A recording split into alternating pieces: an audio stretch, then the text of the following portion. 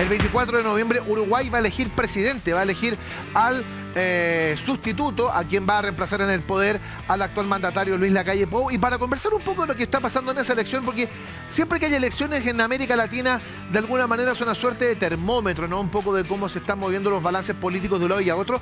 Tengo en línea a un gran analista, a un abogado, periodista, un experto en estas materias, al abogado Graciano Pascale, quien está en Montevideo para conversar con nosotros de las elecciones que se vienen este día 24 de noviembre. Graciano, un placer conversar contigo a esta hora acá en TEDx. ¿Qué tal, Eugenio? ¿Qué tal, compañeros ahí en el estudio? Amigos televidentes, un gusto estar en contacto con ustedes desde Montevideo. Graciano, elecciones este día 24 de noviembre en Uruguay. ¿Qué está en juego? ¿Quiénes son, por un lado, Álvaro Delgado y quién es también Yamandú Orsi? ¿Quiénes son estos dos hombres que podrían ser los... uno de los dos va a ser sin duda el próximo presidente del Uruguay? Yo diría, para resumirlo, Álvaro Delgado, candidato del gobierno, Yamandú Orsi, candidato de la oposición. En Uruguay, si bien no está conformado todavía como partido político único, en Uruguay le damos el nombre de lema a los partidos políticos, sería el nombre jurídico de los partidos políticos.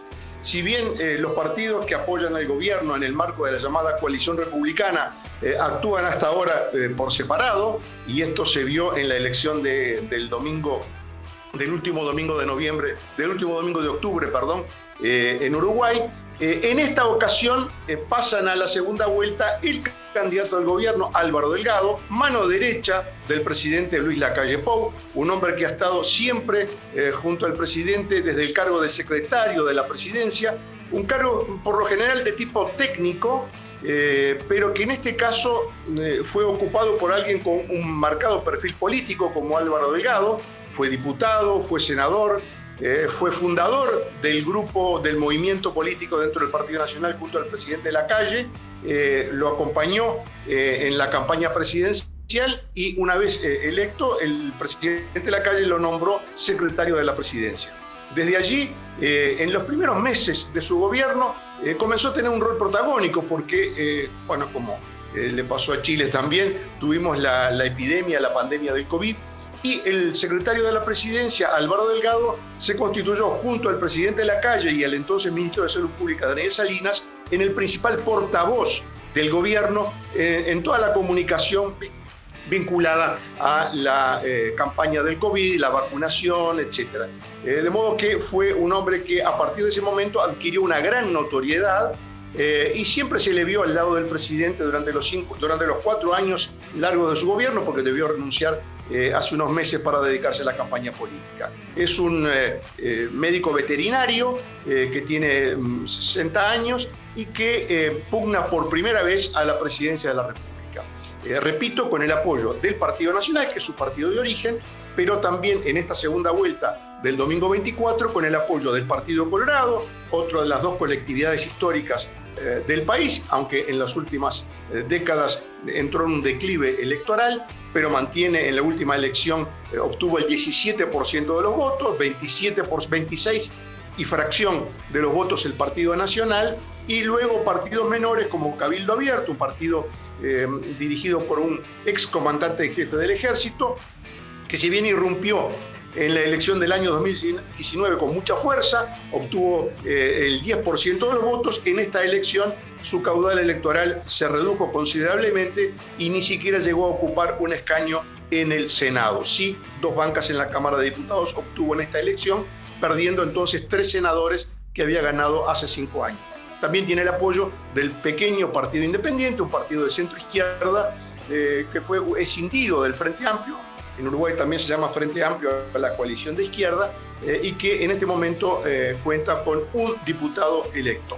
Bueno, este es un poco el panorama. Del otro lado, el candidato opositor, Yamandú Orsi, candidato del Frente Amplio, la coalición de izquierda fundada en el año 1971, que luego del paréntesis obligado naturalmente de la dictadura militar del año 73 al 85, volvió a comparecer electoralmente, y a partir de ese año de 1985 comenzó un lento pero paulatino y constante crecimiento electoral. Llegó a obtener la intendencia o la alcaldía, como dicen ustedes en Chile, de Montevideo en el año 1989 contra Vázquez, y desde allí se proyectó a la presidencia de la República, que alcanzó por primera vez en el año 2004, con Tabaré Vázquez precisamente como primer presidente de izquierda en la historia del país. Luego obtuvo otros 2 periodos consecutivos, Tabaré Vázquez el primero, José Mujica el segundo, Tabaré Vázquez nuevamente el tercero, y fue derrotado el Frente Amplio entonces en la elección del año 2019, donde presentó como candidato al exintendente de Montevideo, Daniel Martínez. Fue derrotado por Luis Lacalle Pou en la elección de hace 5 años. Este domingo 24 entonces se vuelven a enfrentar estas 2 fuerzas, en este caso el Frente Amplio con el profesor Yamandú Orsi, es intendente, alcalde del departamento de Canelones, lo fue hasta hace pocos meses. El departamento de Canelones es el segundo departamento más grande del país. En Uruguay tenemos 19 departamentos. Canelones es el segundo en población, está limítrofe con Montevideo y es una especie de pequeño Uruguay, digamos, en miniatura, porque tiene, digamos, concentra todas las características económicas y sociales del país.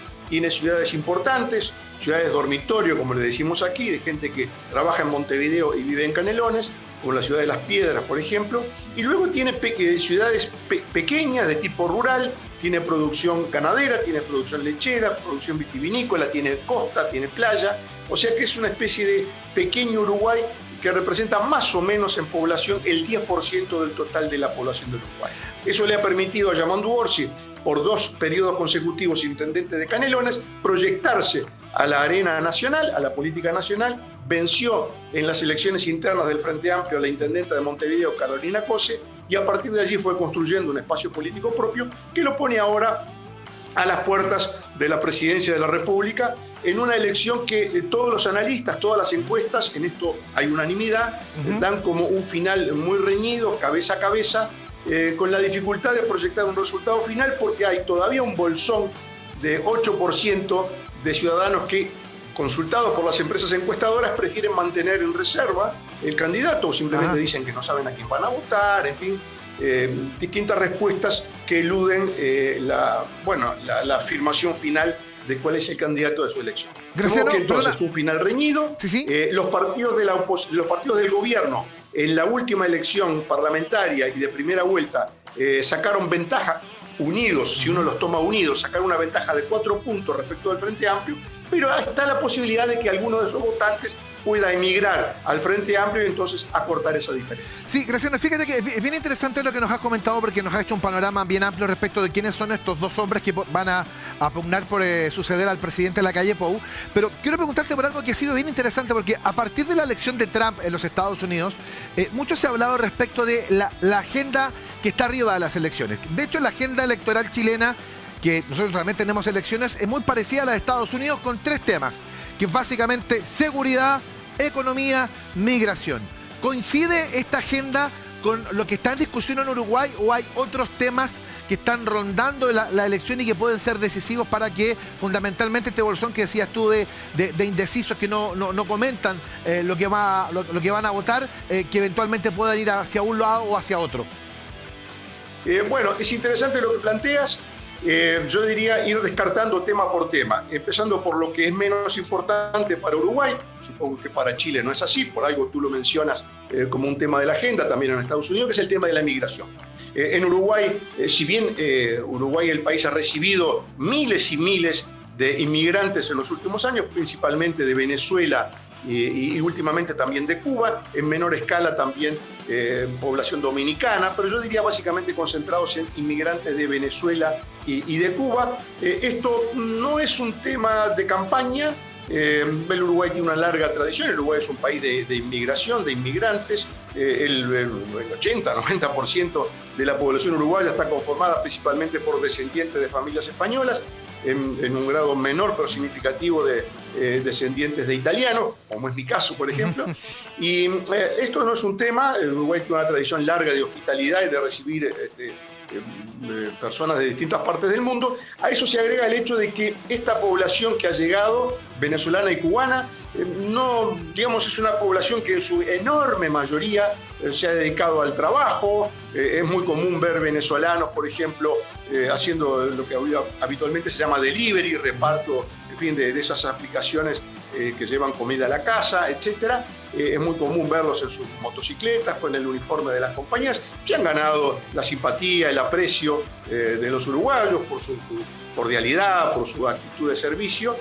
Y no tenemos concentrado un foco de delincuencia originaria de estos países, en absoluto. Por lo tanto, yo diría que si bien, como en todas las sociedades, hay una cierta actitud en sectores minoritarios de cierta, llamémosle, xenofobia, de gente que tiene el temor de que estos extranjeros vengan a quitar el trabajo a los uruguayos, pero no es un tema de campaña. Ya, el migración entonces no está, migración ¿Perdón? no está. Migración no está dentro de la agenda del debate. No, seguridad. Voy, digamos, de lo menos importante a lo más importante. Sí. La seguridad. Sí, es un tema de campaña. En los últimos días han ocurrido además hechos de la crónica policial, como llamamos aquí, que han sido impactantes, violencia generalizada, pero siempre vinculada al mundo del narcotráfico. Riñas entre delincuentes por control de territorios en zonas, digamos, marginales, sobre todo de Montevideo. Algún episodio, algún enfrentamiento entre jóvenes pandilleros y policías que han terminado con la muerte de algún joven, un hecho en las últimas horas que en fin, ha ganado los titulares. Pero yo diría que es un tema constante. Hay una insatisfacción en la sociedad, pero no de este gobierno, ya viene de antes también. Hay una insatisfacción sobre el tema de la seguridad. Si bien es cierto que en este periodo algunos indicadores han mejorado, indicadores sobre rapiñas, que son los robos a mano armada, han descendido. Las muertes violentas siguen siendo un problema, pero concentrados sobre todo en el mundo que rodea el narcotráfico. De manera que yo diría que también, si bien se habla de seguridad, pero como el Frente Amplio tampoco tiene grandes credenciales para manejar en este tema, tampoco es un partido que se presenta como el partido del orden, el partido de la disciplina, el partido de la autoridad. No se presenta porque no es la característica en ningún lado de la izquierda, ¿verdad? La izquierda tiene una visión mucho más enfocada en los aspectos sociales del delito, en las causas del delito, etc. Por lo tanto, yo diría que allí no hay un foco. Lo que sí hay un tema de campaña en Uruguay, que yo diría que ha dominado la campaña. Quizás en Chile es un tema que ya está superado, pero en Uruguay el Frente Amplio en forma lateral, pero yo diría la columna vertebral del Frente Amplio, que es el movimiento sindical, el PIT-CNT, que no es, digamos, integrante del Frente Amplio como tal, porque el Frente Amplio es una organización de partidos políticos. Pero lo cierto es que por su poder de movilización, por el control del aparato sindical, por los ingresos económicos que tienen los sindicatos con la cuota de sus afiliados, el PIT-CNT se ha convertido en un actor político muy importante y que generalmente arrastra detrás de sí en algunas decisiones, arrastra el Frente Amplio. ¿Qué tema ha puesto en el tapete el PIT-CNT? Bueno, ha puesto en el tapete la reforma del sistema de la seguridad social y la posibilidad de, nacionalizar, suprimir, quitar del medio a lo que en Uruguay los llamamos las AFAP, que son las compañías aseguradoras. Creo que en Chile son las AFJP, si no recuerdo mal. AFP es básicamente, para interpretarte bien, lo que se ha convertido en tema de campaña en Uruguay tiene que ver con un aspecto económico empujado por los sindicatos, por la gran organización sindical de Uruguay, que apunta a la nacionalización de los fondos que están en aseguradoras privadas. Sí, ese es el centro de la propuesta, es ese. Pero en la medida en que es un tema muy complicado, porque ya hay cientos de miles de personas que luego de la reforma del año 96 que introdujo este sistema, en Uruguay tenemos un sistema mixto de retiros y de pensiones y jubilaciones. El sistema mixto consiste en que la mitad del aporte de los trabajadores va al Estado, al BPS, que es el organismo de la previsión social del Estado, Banco de Previsión Social se llama en Uruguay. El 50% va al pilar, como se le dice, al pilar estatal, y el 50% va a una aseguradora privada. Con la peculiaridad de que en Uruguay la principal aseguradora privada, que tiene el 50% del mercado aproximadamente, es también de propiedad estatal. Es una AFAP, como le llamamos acá, del Banco de la República, que es el Banco del Estado. Aunque el concepto de nacionalización es un poco ambiguo, porque en la medida en que el 50% está controlado por una empresa del Estado, que si bien actúa dentro del ámbito privado, bajo las leyes del sector privado, sigue siendo una compañía de propiedad estatal, es muy difícil, digamos, de manejar. La gente ya cada 2 o 3 meses recibe el estado de su cuenta en la aseguradora, ve el dinero que tiene, y bueno, cuando se le propuso a la gente pasar ese dinero nuevamente a la Bolsa General del Estado, digamos, más allá de algunas particularidades jurídicas que tendría este traspaso de fondos, bueno, la gente tomó distancia. Tan es así que la propuesta, mientras el Frente Amplio obtuvo, le faltaban unos decimales para 44% de los votos, la propuesta de reformar el sistema de seguridad social obtuvo el 40%. O sea, el 60% de la población está de acuerdo en mantener el sistema y el 40% lo quiere cambiar. Este es el talón de Aquiles del Frente Amplio, del candidato Orsi, y tan es así, tan débil es este punto de su estrategia que no hay entrevista en la cual este tema no salga a la luz. Todos los periodistas en todos los programas le preguntan, bueno, ¿y qué van a hacer con la AFAP?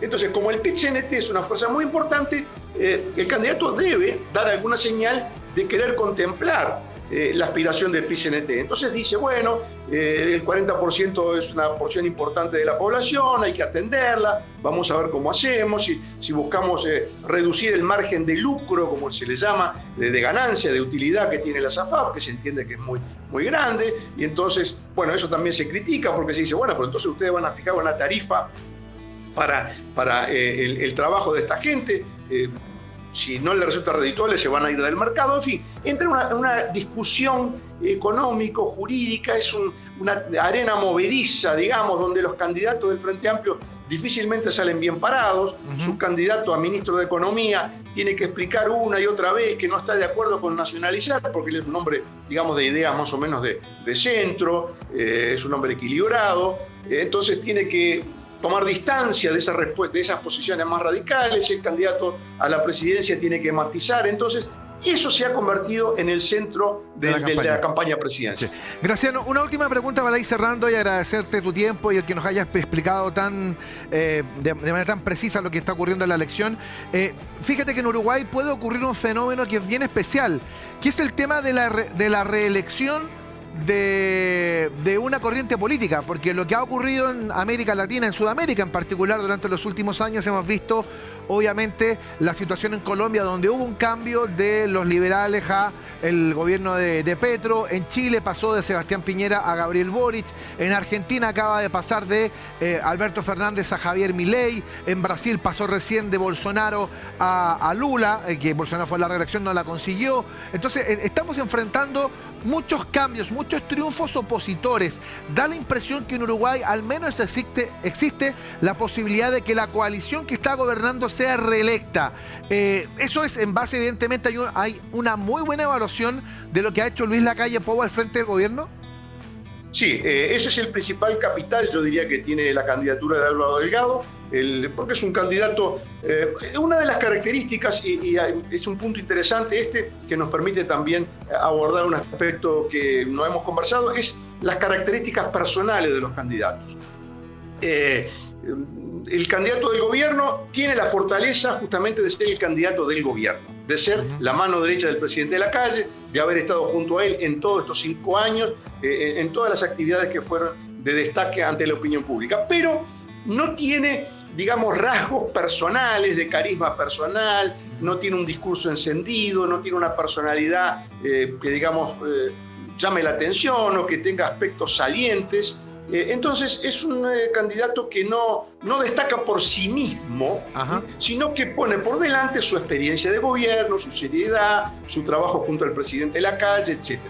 Por el lado de Yamandu Orsi, bueno, gobernó un departamento que, si bien es importante, es un departamento del interior del país, nunca actuó en la capital, no fue diputado, no fue senador. Entonces yo diría que quizás este es el punto central. La elección, por lo menos como lo veo yo, y mucha gente creo que también comparte este punto de vista, deja de lado, yo creo que en definitiva el votante en la hora final va a dejar de lado la personalidad, el carisma de los candidatos, sino que básicamente se va a inclinar por dar un nuevo periodo al gobierno o cambiar el rumbo. Los elementos a favor de dar un nuevo periodo al gobierno, bueno, en primer lugar, la gran popularidad del presidente Lacalle. Está terminando con su gobierno de 5 años, lo está terminando con un 50% de aprobación. Una rareza en Sudamérica. Una rareza en Sudamérica. Es altísima, es una cifra altísima en Uruguay también, en Sudamérica ni que hablar. ¿Qué cosas inciden en esto? Bueno, yo diría que más allá digamos, de las críticas que siempre hay en una campaña electoral, pero yo creo que un punto a favor es la baja de la inflación.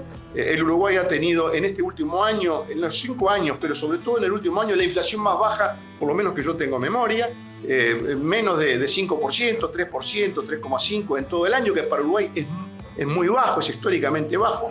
Eso lleva a una estabilidad de precios, eso lleva a un dólar que cuando el uruguayo viaja al exterior su dinero le rinde, porque su salario en dólares, al tener contenido el tipo de cambio, algunos dicen que de una manera un poco artificial, pero sea como sea, el uruguayo siente en su bolsillo cuando va al exterior que resulta interesante, accesible poder viajar. De hecho, los viajes de fin de año, de vacaciones de julio, de septiembre, siempre viajan los aviones completamente llenos. Entonces, eso juega mucho, mucho a favor del gobierno. El 50% de la popularidad de Lacalle en el último año de su mandato, la estabilidad económica. Yo diría la mejora de la expectativa del mundo de los negocios también es una cosa que juega a favor, y eso yo diría que es el gran capital que tiene Álvaro Delgado para retener la presidencia. El otro aspecto que me parece interesante y también es algo que yo diría también es algo diferente o que marca un perfil propio en América Latina, es la relativa estabilidad política del Uruguay. Y cuando digo estabilidad política me refiero a que la sociedad, que es una sociedad en cierto sentido, desde el punto de vista sociológico, podría llamarle una sociedad conservadora, en el sentido que no ama los cambios radicales, que busca siempre el camino del medio, que no le gustan los extremos. Por lo general, cuando elige un camino político, lo mantiene como mínimo 2 periodos de gobierno, como mínimo. Y la prueba la tenemos con el Frente Amplio. El Frente Amplio ganó la primera vez, estaba todo el temor de la primera vez que la izquierda llegaba al poder, de si iban a venir con un programa de expropiaciones, de nacionalizaciones, en fin, el clásico programa histórico de la izquierda, ¿no? Salvando las distancias, lo que hizo Allende cuando ganó la presidencia en Chile, un programa muy radical. Bueno, eso no ocurrió, al contrario, puso de ministro de Economía a un hombre moderado, un hombre que tenía buen diálogo con Washington, y eso hizo que la gente, que en su momento podía haber tenido cierto temor de cómo podía ser un gobierno de izquierda, lo volvió a votar, volvió a confiar en el Frente Amplio, incluso con una personalidad muy controvertida como la de José Mujica, que no tiene para nada el physique du rôle, como se dice, del presidente de la República. Es un hombre de una vida personal no muy arreglada, con un lenguaje muy, digamos, poco atildado, con un estilo personal que no se ajusta al clásico de un presidente, y sin embargo ganó con un pasado además de activista del MLN, estuvo preso por actividades subversivas contra el Estado, en fin. Sin embargo, ganó la presidencia pese a tener ese perfil tan radical. Y volvió a ganar Tabaré Vázquez en un tercer periodo. Quiere decir que entonces el electorado da una cuota de confianza, da una carta de crédito al gobierno que elige, le da una oportunidad para gobernar, y en lo personal, salvo realmente uno no tiene la bola de cristal, como se dice vulgarmente, ¿no? Pero en realidad uno no nota, por lo menos en la sociedad uruguaya, en los ambientes en los que uno se mueve, que en definitiva tampoco es que uno viva en una caja de cristal, ¿no? Uno circula por muchos ámbitos, no se aprecia digamos, una sensación de hartazgo del gobierno. Perfecto. Porque el hartazgo, en definitiva, es, digamos, el primer escalón para que la sociedad reclame un cambio. Entonces no hay una sensación de hartazgo, no se vive un clima de cambio, de época, no se vive un clima de gran expectativa por lo que puede pasar. hay una cierta conformidad general. Bueno, el 50% de apoyo del gobierno Sin duda. lo explica claramente. Y yo diría que, salvo imponderable y con una diferencia pequeña, una elección reñida, que va a ser muy disputada, seguramente va a ser por 1,5 puntos, 2 puntos, no más la diferencia. Nosotros en Uruguay más o menos votamos 2 millones de personas, quizás la diferencia entre un candidato y otro, entre el ganador y el segundo, sea una diferencia de 15, 20, 25 mil votos, la última vez fue 30.000. De modo que el final va a ser reñido. En el gobierno hay confianza en que ese 8% de indecisos finalmente sean votantes del gobierno que simplemente no quieren decir a quién van a votar, gente reticente, gente que, en fin, sostiene que el voto es secreto y por más que le pregunten encuestadora, no lo dice. Entonces en el gobierno hay confianza que esos 8 puntos de la población finalmente apoyen al gobierno. Yo diría que este es un poco el panorama, Eugenio. En lo personal no se esperan grandes sorpresas, aunque sí un final muy reñido, muy electrizante, como se decía antes, no apto para cargar. Exactamente, como los partidos de la eliminatoria y todo eso. Bueno, lo cierto, Graciano, es que hemos tenido un amplio panorama respecto de qué es lo que va a pasar el día 24. Insisto, siempre es bueno ir revisando qué está pasando en el vecindario, sobre todo considerando lo que hablábamos, ¿no? Que lo que ha ocurrido en Sudamérica en particular han sido gobiernos que han sido sucedidos por la oposición. En Uruguay se puede dar un caso bien especial. Así que, Graciano, te agradecemos mucho tu tiempo, el que nos hayas explicado muy bien en qué consiste y qué va a pasar el próximo día domingo en Uruguay. Así que te mandamos un gran abrazo y nos reencontramos muy pronto. Cuídate. Muchas gracias, Eugenio. Un saludo para ti, tus compañeros y los televidentes. Hasta muy pronto. Gracias. Gracias, Pascal, desde Montevideo. Insisto, ha sido bien interesante, viendo qué está pasando en el barrio y todo eso, la verdad.